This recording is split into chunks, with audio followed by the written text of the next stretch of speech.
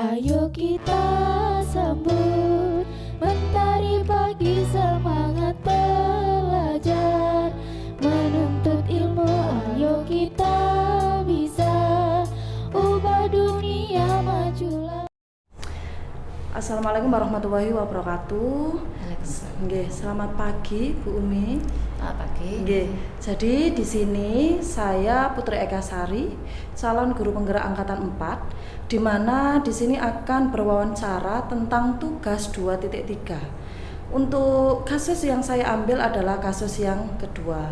Dan ini rekan saya, monggo, sinten Bu? Bu Umi Kalsum. Nggih, Bu Umi. Di sini saya akan membahas tentang studi kasus yang kedua. Jadi begini nggih Bu Umi, saya bacakan untuk kasusnya.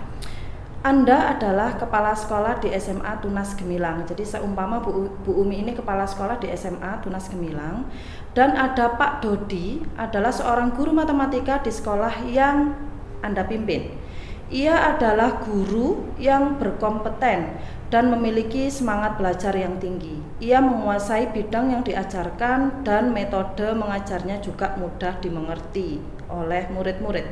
Namun, ia memiliki beberapa masalah dalam pengendalian emosi dan pengelolaan waktu. Beberapa kali Anda mendapati keluhan baik dari murid-murid maupun orang tua murid bahwa Pak Dodi kerap marah-marah pada muridnya ketika ia kecewa pada sikap atau kinerja mereka. Anda telah menyampaikan keluhan-keluhan tersebut kepada Pak Dodi dan membimbingnya untuk memperbaikinya. Pak Dodi juga kerap kali terlambat dalam menyelesaikan tanggung jawabnya, seperti membuat RPP, membuat soal ujian, dan juga mengisi nilai rapot siswa. Kejadian terakhir, Pak Dodi terbukti memanipulasi laporan keuangan kepanitiaan kegiatan studi tur ke Jogja, di mana beliau menjadi bendaharanya. Akhirnya di akhir tahun ajaran Anda memutuskan untuk tidak memperpanjang kontrak kerja Pak Dodi. Jadi yang memberhentikan kepala sekolah, jadi ibu selaku kepala sekolah. Pak Dodi dapat menerima keputusan sekolah. Ia segera mencari pekerjaan baru dengan melamar ke beberapa sekolah. Pak Dodi juga secara personal meminta Anda untuk memberikan rekomendasi. Jadi Pak Dodi pun minta jenengan untuk memberikan rekomendasi bila ada sekolah yang memintanya.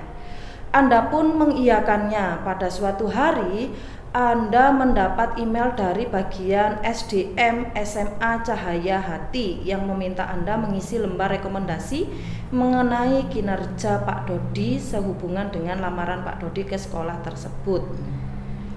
Di formulir itu ada beberapa pertanyaan tentang pengendalian emosi dan pengelolaan waktu, juga tentang integritas.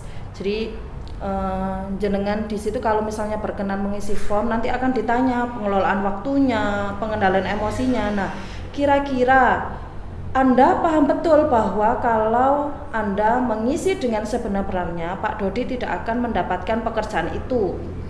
Jadi kan sekolah kan tidak mungkin kan Bu menerima yang emosi kan seperti itu. Padahal sekolah tersebut adalah sekolah yang baik dan posisi yang dituju adalah posisi yang baik sebagai koordinator guru matematika. Anda juga tahu sebagai kepala keluarga. Jadi Bu Umi ini juga tahu kalau Pak Dodi itu sebagai kepala keluarga di mana ada istrinya yang tidak bekerja dan memiliki 3 anak yang masih kecil. Jadi jelas Pak Dodi membutuhkan pekerjaan itu. Nah ini sebagai kepala sekolah dari SMA Tunas Gemilang yang diminta rekomendasinya itu, misalnya jenengan sebagai beliau, apa yang akan Anda lakukan? Apakah Anda akan mengisi form tersebut dengan apa adanya, jadi diisi Pak Dodi itu emosian atau bagaimana, atau akan Anda buat sedikit lebih baik dari fakta yang terjadi? Apa yang akan menjadi pertimbangan ketika Anda melakukan itu? Nah, kira-kira Bu Umi bagaimana kalau mendapati seperti itu? Sudah tahu Pak Dodi itu emosian, tapi kinerjanya luar biasa. Apakah jenengan akan memberikan rekom yang baik atau akan mengisi apa adanya?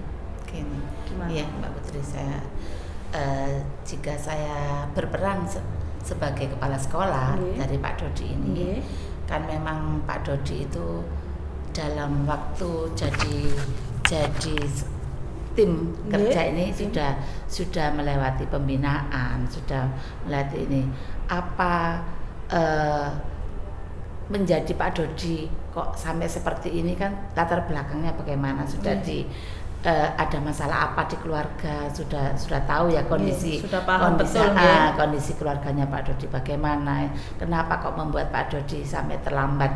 Sebagai kepala sekolah ya Bu Putri, saya tetap memberi kesempatan pada Pak Dodi untuk bisa bekerja di tempat yang lain, di tempat sekolah lain, agar bisa menafkahi keluarganya, terutama anaknya yang masih kecil-kecil butuh biaya untuk pendidikan.